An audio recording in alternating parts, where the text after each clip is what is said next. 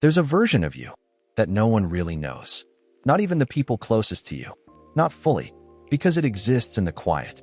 In the nights when you stayed awake staring at the ceiling. In the mornings you got up when every part of you wanted to disappear. And that version of you deserves more respect than you've ever given. Let me ask you something. When was the last time you honored yourself?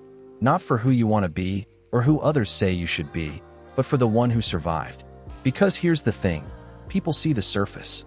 The smile you force. The "I'm fine" you whisper. But they don't see the breakdowns in locked bathrooms. The panic attacks in grocery store aisles. The way your chest tightens when you're trying to just exist. But you do. You know. You've been there. And yet, you kept going. This version of you, the raw, unfiltered, still breathing you, is not a mistake. It's not shameful. It's sacred. But maybe no one ever told you that. Maybe you've lived your whole life trying to erase your survival, as if the only parts of you worth celebrating are the polished, the healed, the confident. But that's a lie this world sold you. That your worth is measured in perfection. That only the glossy version of you deserves to be seen. Let's tear that lie apart, right here, right now. Because if no one told you yet, the version of you that kept going when it made no sense to keep going, that person is a damn miracle. And miracles don't need to apologize. Still, I get it. It's easier to admire someone else's strength than to accept your own. Easier to believe you're weak because you still feel tired, anxious, unsure. But strength doesn't always shout. Sometimes it's a whisper. Sometimes it's getting out of bed when the world feels heavy. Sometimes it's staying when you want to run.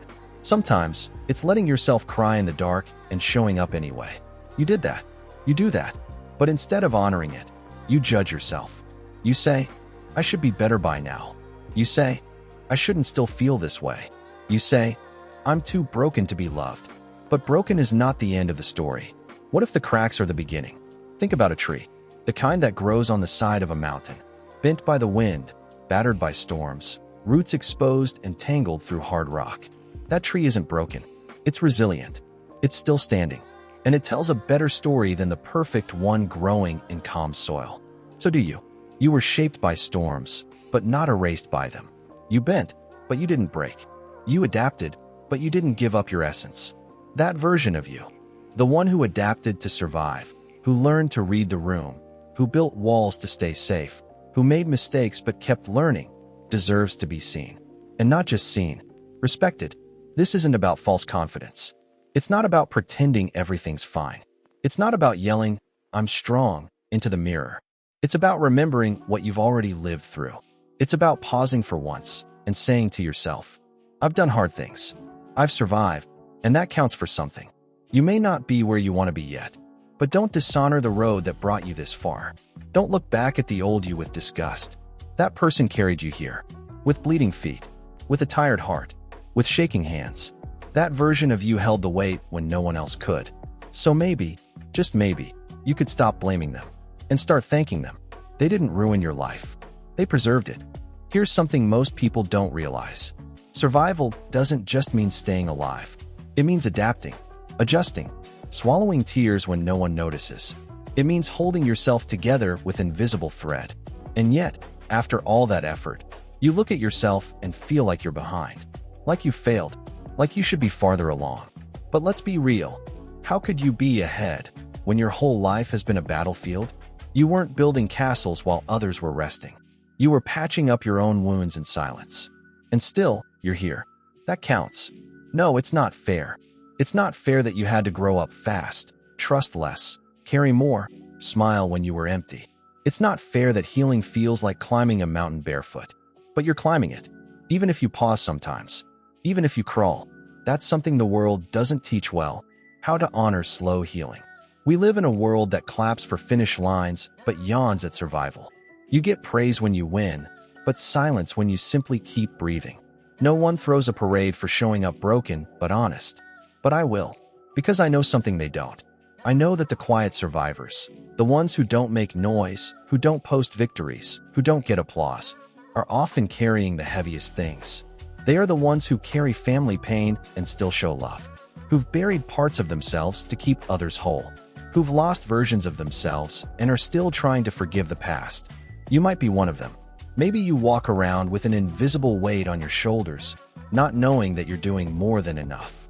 Maybe you're harder on yourself than anyone ever has been. Let me say something to that voice in your head right now. The one that says, "You're lazy. You're not enough. You messed up too much. You'll never be whole." That voice is a liar. It was born out of fear. It was taught to you by pain. It's not your truth. It's not your identity. The truth is this: you're doing better than you think. Because progress isn't always forward. Sometimes, progress is not giving up. Sometimes, it's resting when you used to self-destruct. Sometimes, it's saying no. Sometimes, it's saying yes to yourself for the first time in years. And look, I know it's hard to reframe your story. When you've told yourself for so long that you're weak, unworthy, too emotional, too late, too much, it doesn't disappear overnight. But here's a practice. Something simple. Do it with me. Take a breath. Now imagine a version of you at your lowest. Maybe it's a child version of you. Or maybe it's just you in a recent dark moment.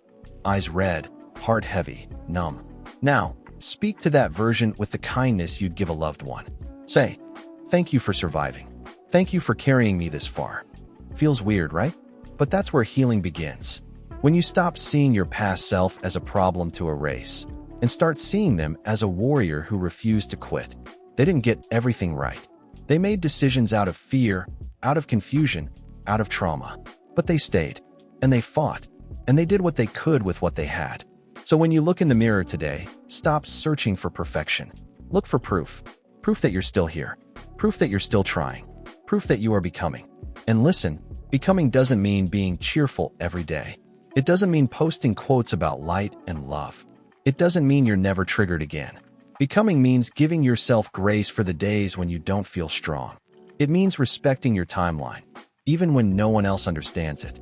It means honoring your survival story, even if it doesn't look impressive on the outside. Because maybe the real success isn't how high you climbed. It's how many times you refuse to stay down. And I don't care if your victories are silent. I don't care if your healing is slow. I don't care if you still have bad days. You're doing the work. You're showing up. And that version of you, the one that nobody sees, I see them, and I respect them. There's something powerful that happens when you finally stop running from yourself. When you stop trying to erase the chapters you don't like. When you stop pretending that everything you went through didn't shape you into someone stronger, wiser, more aware. It's not about glorifying the pain. It's about redeeming it. Because pain on its own can destroy. But pain honored becomes wisdom. Pain faced with honesty becomes fuel. Pain wrapped in patience becomes purpose. And yet, how often do we rush past it? We say things like, "That's in the past. It doesn't matter. I don't want to talk about it. I just need to move on." But moving on doesn't mean forgetting. It means remembering with grace. It means looking at who you were and saying, "You did the best you could, and I forgive you." It means taking the pieces that still hurt and holding them like sacred fragments, not as shameful secrets.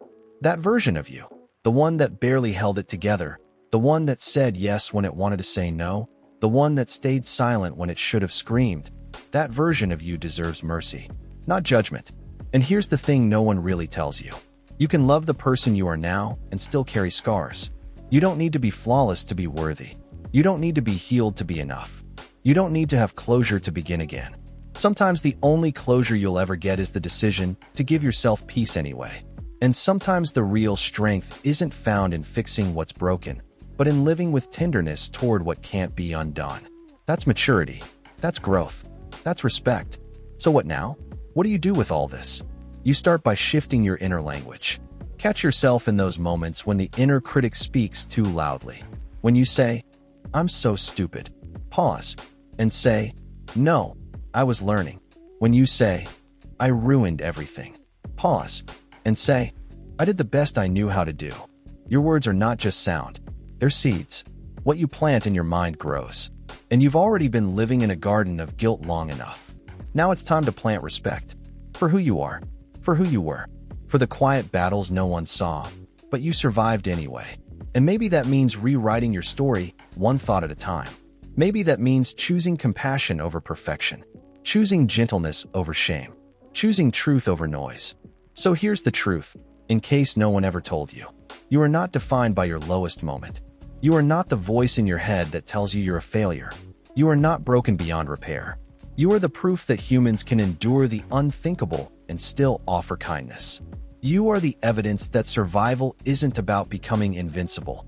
It's about remaining soft in a world that tried to harden you. You are not weak.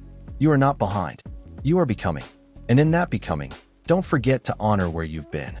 Don't forget the parts of you that held the line, even when everything inside wanted to give up. Don't forget the tears you didn't let fall in public. Don't forget the nights you prayed, or screamed, or just sat in silence hoping something, anything, would change. Those moments mattered, and they built someone who is still here, still trying, still loving, still hoping. You're not the same person you were back then, and you don't have to be, but you owe them gratitude. They kept you alive. They gave you a future. They were enough. So today, look in the mirror, not for flaws, but for the evidence that you are the result of every hard day you thought you wouldn't survive. You are living proof that the version of you that made it through the fire deserves not silence, but respect. Real, deep, quiet, powerful respect. Because without them, you wouldn't be here. And the fact that you are means something. Never forget it.